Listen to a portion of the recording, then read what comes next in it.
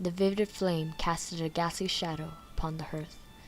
Miss Daphne Taylor sat at her vanity, carefully extracting the scarlet hairpin from atop her head and running a few delicate fingers through her fine blonde hair.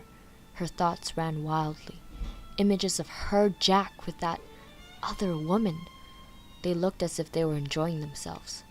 The way he looked at that woman, as if they were lovers. How could he betray her like this?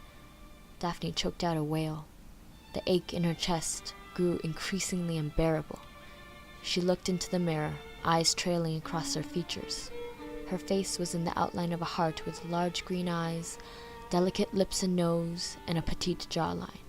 She looked akin to those handcrafted dolls that her father would gift her for Christmas. Her beauty was never in question, so what could it be about that woman that Jack fancied over her? With a hollow heart, Daphne slipped into her night clothes and pulled the covers over her head, letting the trance of slumber numb her. Daphne secured her favorite hairpin atop her head. It was a regal little ornament with a cluster of ruby jewels on one side and a long gold stem that led to a sharp point on the other side. Her father had gotten it overseas in the capital of China. 'Twas a truly lovely gift. "Miss Taylor, your Aunt Eleanor's here to see you," spoke a meek voice from beyond the chamber door. "Tell her that I'll meet her in the garden shortly." The young maiden made her way across the grandiose manor and into the garden. "My dear Daphne, how lovely it is to see you." Eleanor placed a warm and withered hand on Daphne's cheek, her eyes filled with fondness. "No, it's lovely to see you. Come, let us enjoy some tea. 'Tis a warm morning for the fall season." The two wealthy women sat and carried a pleasant but fruitless conversation, never breaching the topic of anything meaningful. With a curiosity clawing at her, Eleanor asked, "Have you heard from your father and mother yet, my dear?" Daphne frowned as she took a sip. "No, I'm afraid. No telegrams, no letters, not a single word." "Do you suppose... I dare not even to think it, but what if... How long have they been gone?" 2 fortnights, and I've been tediously counting the days." Uncertainty and silence hung in the air between them.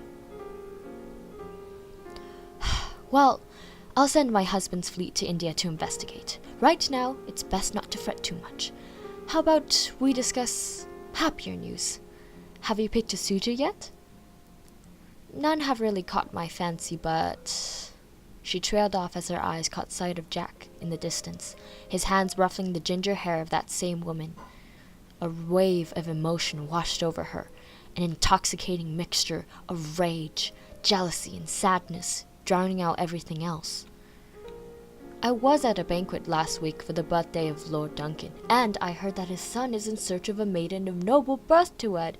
I mentioned you and they were so delighted they asked me to arrange a meeting with you right away. I implore you to meet with them. He's a perfectly agreeable young man, and I heard that he remains undefeated in fencing." Daphne's hands were shaking. She watched the two figures as they laughed and cleaned the stable. Jack, her lover, with some red-haired harlot, a low-birth maid whose beauty would not triumph over the face of a horse. Slowly her vision blurred around the seams. Her porcelain teacup was beginning to crack, piece by piece, under the force of her grip, till it shattered all at once. "Oh, my darling! Your cup! Your fingers!" Eleanor pulled out a handkerchief and vigorously patted Daphne's hands. "You must not injure your hands, dear. A lady needs her hands in good condition in order to care for her husband." Daphne did not respond. Instead, she looked down at her bloody hands with neither horror nor disgust, only a detached expression. "I think it is best we continue this conversation later. I must head down to the market." She smiled so forcibly, the shape of her mouth bore resemblance to a rusting scythe. What a lovely hue it was. Copper-red strands floated into gold as they basked in the sunlight. She had had the wig-maker from Darth Street hand-sew it. The craftsmanship was truly a fine work of art. Using a pair of shears, she cut directly above her ears, moving with swift precision. Long honey blonde tresses fell to the floor. Then she secured the cap of the wig tightly over her head. Daphne laughed as she admired her reflection. She took a small cloth out of her pocket to wipe her hairpin and then fastened it atop her head. Jack would fall head over heels in love with her again. With a spring to her step, Daphne scurried across the manor, back through the gardens and into the servants' dorms. "Oh, Jack, I have missed you so deeply, my love. I cannot wait to hold you and kiss you and stroll through the gardens again," Daphne whispered charmingly to herself. But before she could knock on Jack's door, she saw a woman enter. Quickly, Daphne hid herself around a corner and listened. "Have you heard any news yet?" It was Jack's familiar voice with that ever-present, mysteriously captivating quality to it. "No, and I've been searching everywhere. I'm so worried, Jack. Where could she have gone?" The voice of an older woman rang back. Daphne felt her heart sink once again. Did Jack ever love her at all? Why is he being unfaithful again? It's been 6 days. I'm going out to search. We have to find her. No! Stay here. Can't lose the both of you, please. The woman held tightly onto Jack. The bronze locket over her neck shook as she sobbed into his arms. As Daphne watched them, the harrowing agony of bitterness rose in her chest. Daphne fiddled with the white roses on her vanity. How lovely and aromatic they were, with virgin white petals that felt like silk. Roses always brought her back to that warm summer's day when they first met in the garden. She had been searching for her small black kitten, who'd ran outside in a hysterical episode. Daphne had only just received her as a gift. When she crossed the fence beyond the estate, she happened upon a charming and radiant rose garden. In the garden were white, yellow, and red roses. All was silent except for the gentle voice of a young boy. Daphne followed the voice, and there he was, as if from a dream. The peasant boy stood from his crouched position, and his blue gaze met with hers. He offered a kind smile that made her heart flush. "Are you lost, miss?" No, I was just exploring." "Ah, I see. You've happened upon my family's garden. My father and mother run a flower shop on Darth Street." The boy grinned and offered a calloused hand. "I'm Jack. I'm Daphne." Her voice was timid and barely above a whisper. Jack bent down and, using a small pocket knife, loosened a single rose from a bush and shaved off the thorns. "A rose for the pretty lady," he smiled warmly. The memory of that first encounter on a warm summer's day remained an idyllic place she could revisit from time to time. A year after they'd met, Daphne had convinced her father to expand their estate, so the Taylors purchased the rose garden and all the surrounding land. That way, she could always be with her Jack. However, as Daphne grew older, Lord and Lady Taylor never acknowledged their love. They were stubbornly rooted in the belief that a maiden of noble birth must wed a suitor of equal or superior social status. Such traditions were never subject to any critical objections. Daphne sighed, fastening the chain of bronze around her neck. The rusted heirloom was cold against her skin. It was a dainty little locket that hung gracefully above her heart. She brushed the ginger hair of her wig and readjusted it on her scalp. Then she secured her favorite scarlet hairpin.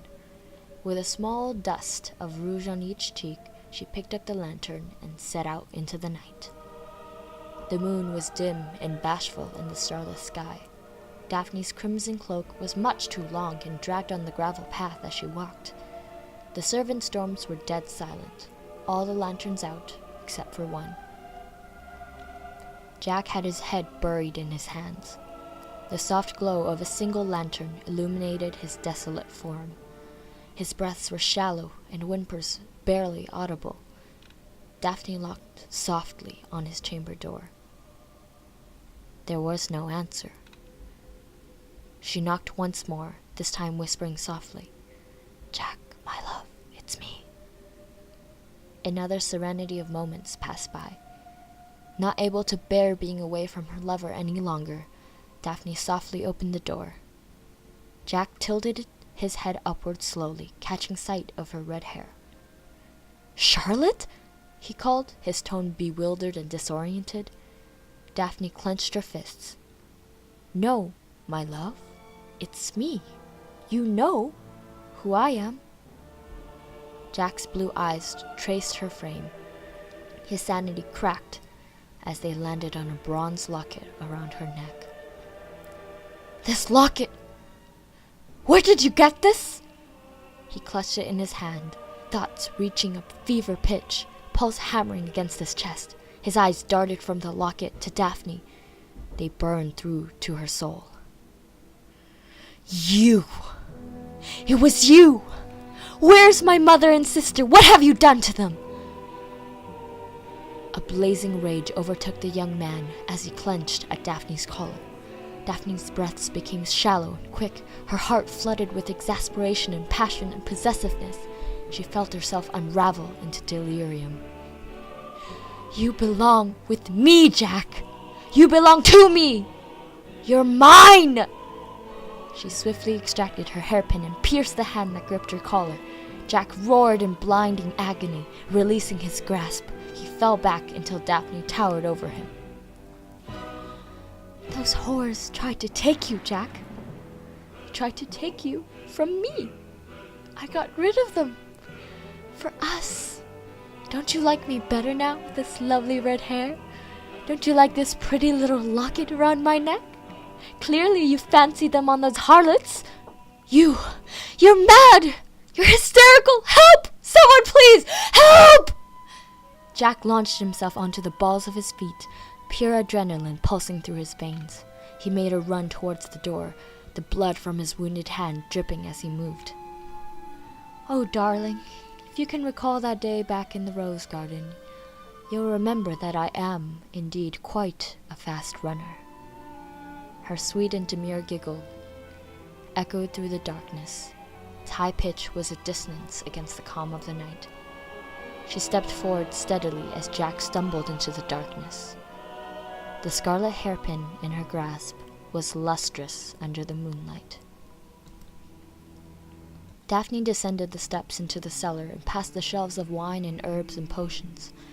Between her delicate fingers was a bouquet of regal roses. They were an unnatural crimson, as if somebody took white roses and artificially colored them. They did not smell of a sweet summer's day, but rather metallic and rotten. Daphne placed the roses down at a table set with 4 chairs. Gently, she propped her mother and father up against the chairs. Then she walked over to Jack. His perfect visage was serene, as if in slumber. She warmly stroked his cheek and sat him up against a chair. Then, finally, she herself took a seat. "Mother, father, this is the love of my life," she chirped sweetly, and placed a kiss against Jack's fresh corpse. She plucked a single rose from the bouquet and wrapped his fingers around the stem. "To return the favor," she whispered into his ear. Off in the corner, 2 bodies decayed in a dilapidated pile. A young girl with a barren scalp and a woman whose face was engraved with an expression of pure terror.